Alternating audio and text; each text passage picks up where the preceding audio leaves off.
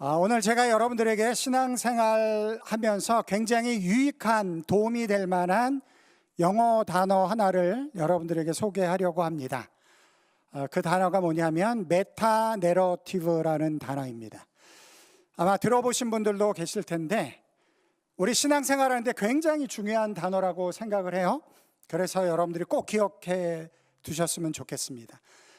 두 가지가 합쳐진 단어인데 메타는 무슨 뜻이냐면 무엇을 넘어서 초월해서 더 높은 차원, 이런 것으로 메타가 사용되어지고 내러티브는 이야기라는 뜻입니다. 그래서 이 두 가지 단어를 합쳐서 메타 내러티브는 무슨 말이냐면 더 높은 차원의 이야기, 더 큰 이야기, 그런 이야기를 이야기할 때 메타 내러티브라고 합니다. 이걸 한국말로 하면 거대 담론이라고 하는데 한국말이 더 어렵습니다. 그냥 메타 내러티브라고 이렇게 이야기를 하시면 좋을 것 같아요. 이게 무슨 말이냐면 창세기에 가면 아브라함과 이삭과 야곱과 요셉의 이야기가 나옵니다. 여러분, 세상을 창조한 이야기가 기록할 게 더 많을까요? 이 네 사람의 이야기를 기록할 것이 더 많을까요? 하나님이 창조하신 이 세상의 창조 역사를 기록하는 것이 훨씬 더 많을 거예요. 쓸만한 이야기들이 얼마나 많겠습니까? 그런데 창조의 이야기보다 이 네 사람들의 이야기가 훨씬 더 많다라는 거예요. 왜냐하면 그들의 이야기가 중요하기 때문에 그렇습니다. 표면적으로 보다면 그들이 가나안과 그 주변 땅에서 살아간 인생 이야기, 이 세상 이야기가 창세기에 기록되어져 있는 것입니다. 이것을 우리는 내러티브라고 했어요. 메타 내러티브가 아니고 그냥 내러티브, 그들의 인생 이야기, 세상 이야기, 내러티브라고 할 수가 있습니다.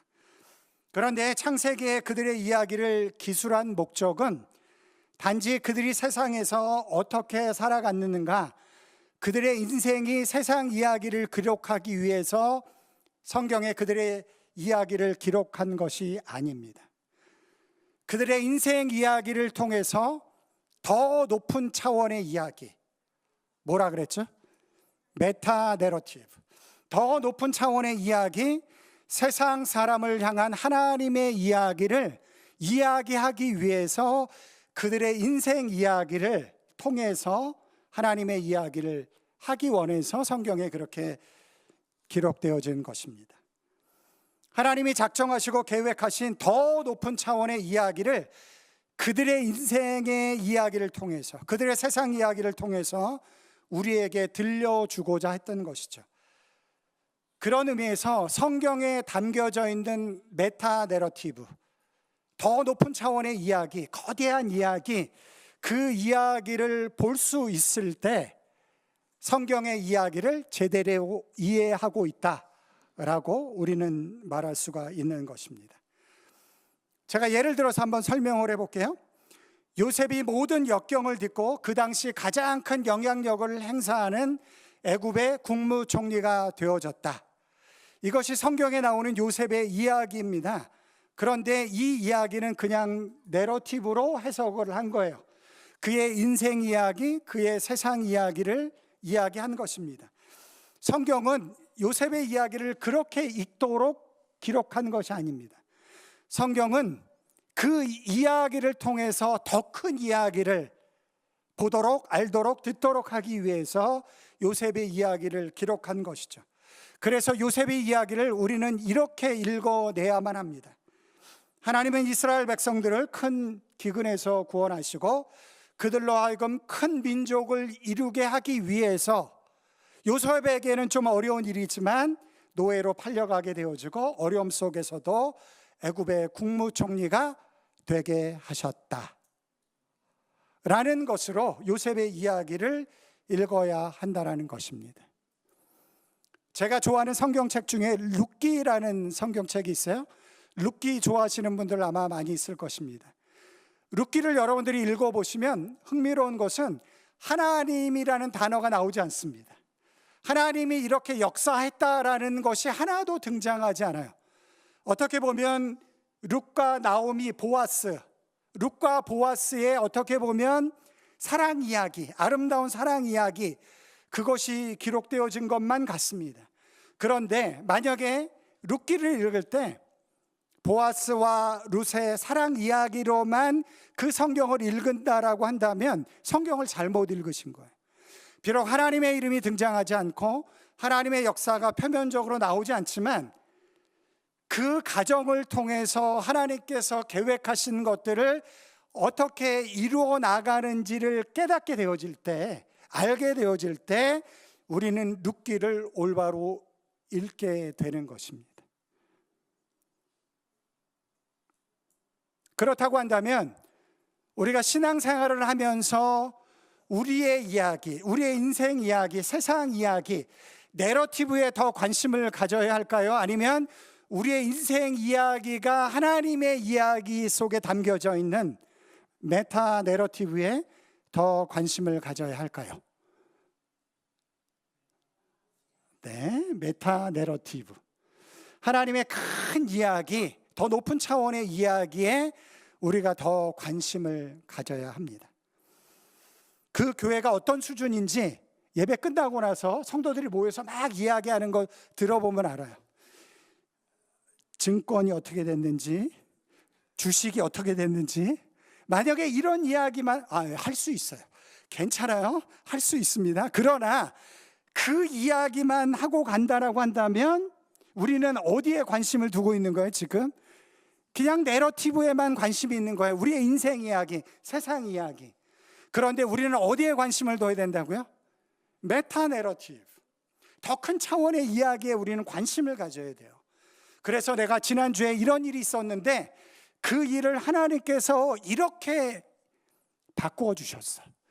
그런 이야기들이 우리 안에서 나눠질 때 우리 교회가 이 세상 이야기로만 담겨져 있는 교회가 아니고 하나님의 큰 이야기 속에 담겨져 있는 그런 신앙의 모습을 가지고 있구나. 그것을 우리가 확인할 수 있게 되어지는 것이죠. 오늘 아침에 저희 집사람이 바깥을 보더니 이렇게 이야기를 하더라고요. 오늘 날씨가 왜 이러지? 좋은 마음인가요? 나쁜 마음인가요? 답을 잘 하셔야 됩니다. 우리 사모예요. 우리 집사람이 일어나서 밖을 보더니 오늘 날씨가 왜 이러지? 이렇게 이야기를 했어요. 아마 이제 날씨가 안 좋다라는 이야기겠죠. 그런데 그 이야기가 딱 끝나자마자 저희 집사람이 뭐라고 이야기를 했냐면 이런 이야기를 했어요.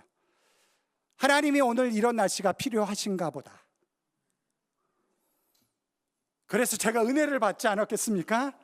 그래서 제가 오늘 설교 시간에 딱 맞는 내용인데 써도 되겠냐? 제가 함부로 하지 않습니다. 이렇게 물어보고 물어봤어요. 괜찮다고 하더라고요. 그래서 500원 내고 이제 제가 이렇게 쓰는 건데 여러분 보세요. 오늘 날씨가 왜 이러지? 그건 우리의 인생 이야기, 세상 이야기일 수 있어요. 우리가 만나는, 우리가 경험하는 이 세상의 이야기입니다. 근데 그 이야기를 거기서 끝내는 것이 아니고 그 이야기를 하나님의 이야기 속에 담아내면 전혀 다른 마음을 가질 수가 있는 거예요. 오늘 날씨가 왜 이러지? 약간 짜증스러운 마음이 하나님께서 이런 날씨가 필요하신가 보지. 그러면 그 날씨조차도 하나님의 주권 안에 있다라는 것을 담아낼 수 있는 마음을 우리가 갖게 되어지기 때문에 그렇습니다. 그래서 요셉의 이야기를 이렇게 자녀들에게 이야기를 해주시면 안 돼요. 요셉이 어려움 가운데도 열심히 그의 인생을 준비해서 멋지게 국무총리가 됐어. 너도 외국에서 공부하는 거 힘들지만 열심히 공부하면 멋진 사람이 될 수 있어. 요셉의 이야기는 그런 세상의 이야기가 아니에요. 그것이 요셉의 이야기지만 그러나 그 세상 이야기가 메타 내러티브에 담겨질 때 그것이 진짜 이야기가 되는 거예요. 그래서 하나님이 요셉을 국무총리로 세우셔서 이스라엘 백성과 세상을 구원한 것처럼 너도 하나님과 그의 나라를 위해서 쓰임받는 사람이 되어져서 이 세상에서 영향력을 끼칠 수 있는 멋진 사람이 되었으면 좋겠다. 이것이 요셉의 이야기를 잘 읽는 것입니다. 오늘 본문에는 사도들이 하나님 보시기에 합당한 자로 여기심을 받았다라고 기록이 되어져 있어요. 사도들이 하나님 보시기에 합당한 자로 여기심을 받았다. 여러분, 하나님 보시기에 합당한 자로 여기심을 받길 원하시나요? 저 진짜 받기 원합니다. 사역자로 살아가면서 제가 설교를 준비하다 이런 생각을 해봤어요. 야, 하나님이 꿈이라든지 아니면 환상을 통해서 한번 짠 나타나셔서 저에게 야, 내가 너를 합당한 자로 여기고 있어, 이렇게 말해준다라고 한다면 지난 30년 동안 사역하면서 경험했었던 모든 어려움들이 다 눈 녹듯 사라질 것 같아요. 야, 하나님이 그래도 나를 인정해 주시는구나. 좀 부족하지만, 부족한 점이 있지만 그래도 하나님이 나를 인정해 주시는구나. 그게 너무너무 큰 위로가 될 것 같아요. 여러분들에게도 그런 마음이 있으신가요? 그런 마음이 있는 줄 믿습니다.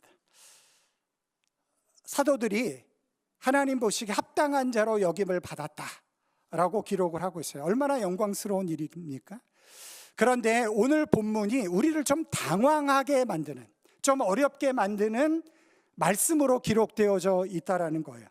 41절 말씀을 우리 함께 보도록 하겠습니다. 다 같이 읽어볼게요. 시작. 사도들은 그 이름을 위하여 능욕받는 일에 합당한 자로 여기심을 기뻐하면서 공의 앞을 떠나니라. 합당한 자로 여김을 받았다라고 하는데 그 합당한 자로 여김을 받는 조건이 어떠했죠? 말하기 쉽지 않으시죠? 능욕을 받는 일에. 그런데 그 능욕을 누구 때문에? 그 이름을 위하여. 41절 다시 한번 올려주실래요? 사도들은 그 이름을 위하여. 누구 이름이죠? 예수 그리스도의 이름이죠. 예수 그리스도의 이름을 위하여 능욕받는 일에 합당한 자로 여기심을 기뻐했다 라고 기록을 하고 있어요. 빠졌으면 하는 단어들이 있습니다. 능욕받는 일에. 그러면 너무너무 멋져요.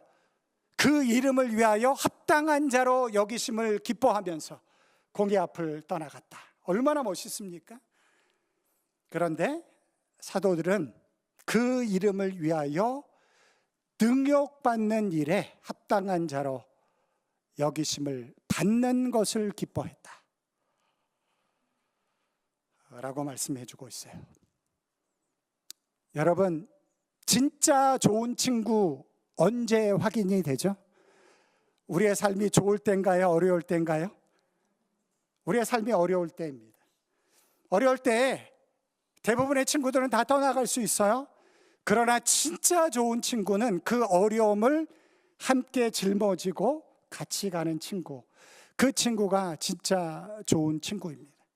사도들이 어려운 일을 만났습니다. 복음을 전하다가, 예수 그리스도의 복음을 전하다가 능욕받는 일들이 생겼어요. 채찍에 맞기도 하고 감옥에 갇히기도 했습니다. 그러나 그것을 부끄러워하지 않았어요. 그것을 어렵게 여기지 않았습니다.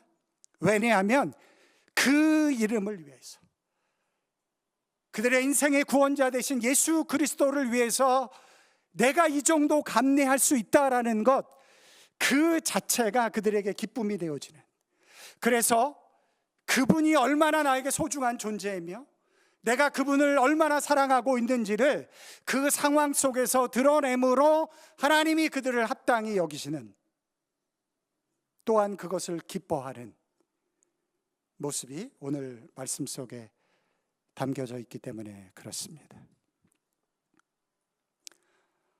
어떻게 능욕받는 일에 기뻐할 수 있을까요? 어떻게 능욕받는 일에? 우리 신앙생활 하다 보면 어려운 일 만나기도 하죠. 교회에서 우리 신앙생활 할 때 때로는 어려운 일을 만나기도 하죠. 그때 우리 굉장히 마음이 어렵습니다. 그런데 어떻게 그 능욕받는 일을 감내하고 주님을 위해서 우리가 살아갈 수 있을까요? 저는 이게 중요하다고 생각합니다. 제자들은 그들의 인생의 이야기, 그들의 세상의 이야기에 그들의 인생을 맡긴 것이 아니고 더 큰 하나님의 이야기, 메타 내러티브 속에 그들의 인생을 담아내므로 이 능욕 자체가 세상에서는 어려운 일일 수 있지만 하나님의 나라에서는 영광스러운 것일 수 있음을 그들이 깨닫게 된 것이죠. 그래서 그것을 감당할 수 있게 된 것입니다. 이틀 전 8월 15일 우리 대한민국의 광복 80주년, 벌써 80주년이 됐어요. 기념 행사가 있었습니다. 대한민국의 독립을 위해서 우리 안중근 의사가 일본 총리 이토 히로부미를 제거하고 나서 감옥에 갇히게 됐습니다. 그때 그의 어머니 조 마리아 여사가 이런 편지를 보냈다고 합니다. 그 편지의 내용을 한번 제가 읽어드릴게요. 내가 상소를 한다면 그것은 일제의 목숨을 구걸하는 짓이다. 내가 나라를 위해 이에 이른즉 땀만 먹지 말고 죽으라. 옳은 일을 하고 받은 형이니 비겁하게 삶을 구걸하지 말고 대의를 위해 죽는 것이 어미에 대한 효도이다. 여기에 너의 수의를 지어 보내니 이 옷을 입고 가거라. 다음 세상에는 반드시 선량한 천부의 아들이 되어 이 세상에 나오노라. 대단하지 않나요? 자기 아들이 이제 사형을 당하게 되어질 텐데 그걸 거부하지 말고 기꺼이 가서 죽어라. 그 죽음을 맞이할 수의를 만들어서 그 아들에게 보냈습니다. 이 조 마리아, 이분만은 뭐 특별한 분인가요? 그렇지 않을 것입니다. 보통의 어머니일 거예요. 얼마나 고통스럽고 아픈 일이겠습니까? 어떻게 이분이 이런 편지를 보낼 수 있었을까요? 만약에 안중근 의사의 이야기를 이 세상의 이야기로만, 이 세상의 인생의 이야기로만 담아낸다면 이처럼 불쌍한 사람이 어디 있어요? 그러나 이 조 마리아 여사는 그 안중근의 이야기를 대한민국 독립이라는 큰 역사 속에 뿐만 아니라 카톨릭 신자였다라고 하는데 그 하나님을 믿는 신앙 안에 담아냈기 때문에 이런 일들이 가능했던 것이죠. 그래서 메타 내러티브라는 신앙을 가지고 우리가 이 땅의 삶을 살아가는 것이 너무너무 중요하다라는 것입니다. 여러분, 우리가 예수님을 믿는다고 항상 좋은 일만 일어나지는 않습니다. 예수님을 믿기 때문에 당해야 되는 어렵고 힘든 일도 우리들 가운데 분명히 있습니다. 그래서 억울하기도 하고 속상하기도 할 때가 우리들 가운데 있죠. 그러나 그 일을 세상 이야기 속에서만 이해하지 않는 여러분들이 되시기 바랍니다.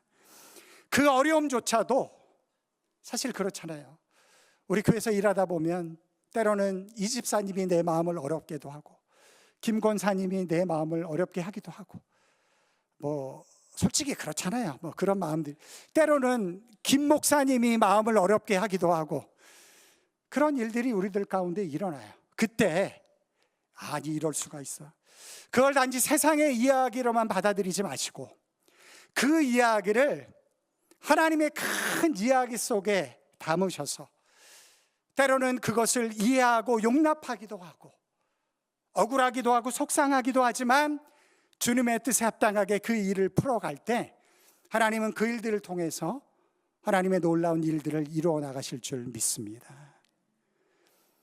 그런 삶이 우리들 가운데 필요한 것이죠.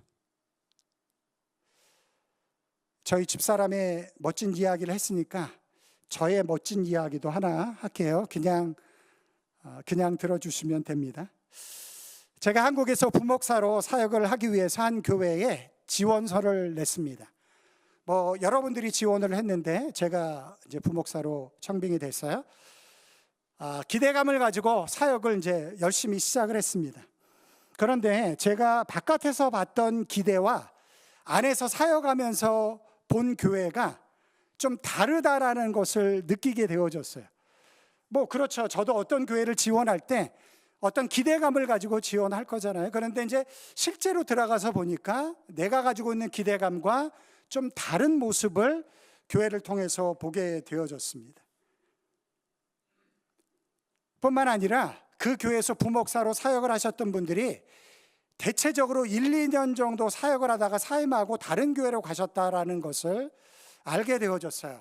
그래서 야, 이게 부목사로 사역하기가 쉽지 않은 교회인가 보다 라고 그렇게 생각을 했습니다.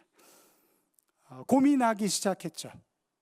여기까지가 저의 세상 이야기라고 할 수가 있습니다. 저는 목회자니까 좀 이 이야기를 좀 세상적인 기준에서 내려서 교회가 뭐일 수 있죠? 직장일 수 있어요. 저에게는 이제 교회가 직장일 수 있잖아요. 그래서 직장을 알아봤는데 내 기대감과 좀 다른 직장을 만나게 되는 거예요. 그런 의미 속에서 여러분들의 이야기가 될 수가 있습니다. 우리가 직장을 갔는데 내가 기대했던 거와 좀 다르네. 내가 어떤 사람을 만났는데 내가 기대했던 거와 좀 다르네. 내가 주님의 교회를 왔는데 기대했던 것과 좀 다르네. 이런 걸 우리가 느낄 수가 있어요. 그것이 우리의 세상의 이야기입니다. 얼마나 많은 일들이 일어나요. 고민했어요. 나는 어떻게 해야 될까? 고민하다가 하나님께서 저에게 이런 마음을 주셨어요. 너도 기도하고 이 교회를 지원했지? 이 교회도 분명히 기도하면서 너를 뽑지 않았겠어? 그렇다고 한다면 하나님이 너를 이곳에 보내신 이유가 있겠지? 그런 마음을 하나님이 저에게 주셨어요. 거부할 수 없었습니다. 그래서 그 뜻을 찾을 때까지 내가 교회를 떠나서는 안 된다 라는 마음을 먹게 되어졌어요. 그리고 사역을 감당했습니다.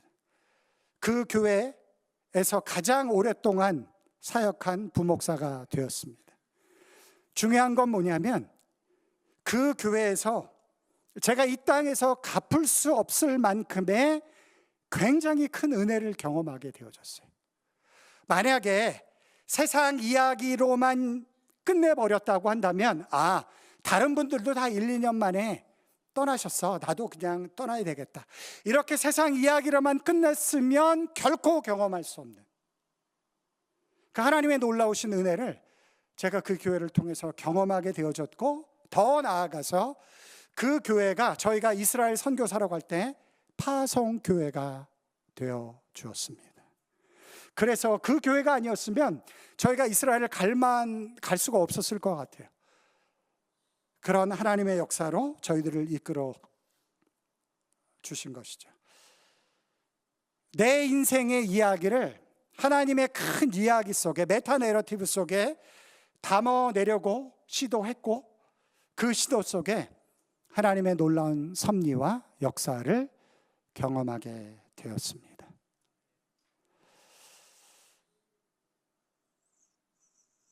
그 이야기를 붙잡고 한 주간도 살아갈 수 있는 여러분들이 되시길 주님의 이름으로 축원합니다. 좋은 일이 올 때 내가 잘해서 이런 일들이 벌어졌지라고만 생각하지 마시고, 물론 여러분들이 잘하신 것입니다. 그러나 이 일을 이렇게 잘할 수 있도록 인도해 주신 하나님의 그 크신 이야기 속에 여러분들의 인생을 담아보면 내가 생각하지 못한 놀라운 하나님의 은혜가 보이기 시작할 것입니다. 뿐만 아니라 살다 보면 어렵고 힘든 일도 만나잖아요. 그때 그 억울하고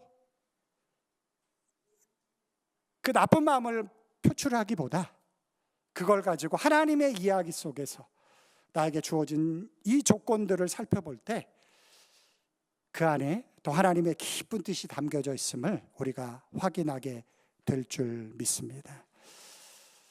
그렇게 한 주 살아갈 수 있는 여러분들이 되시길 주님의 이름으로 축원합니다.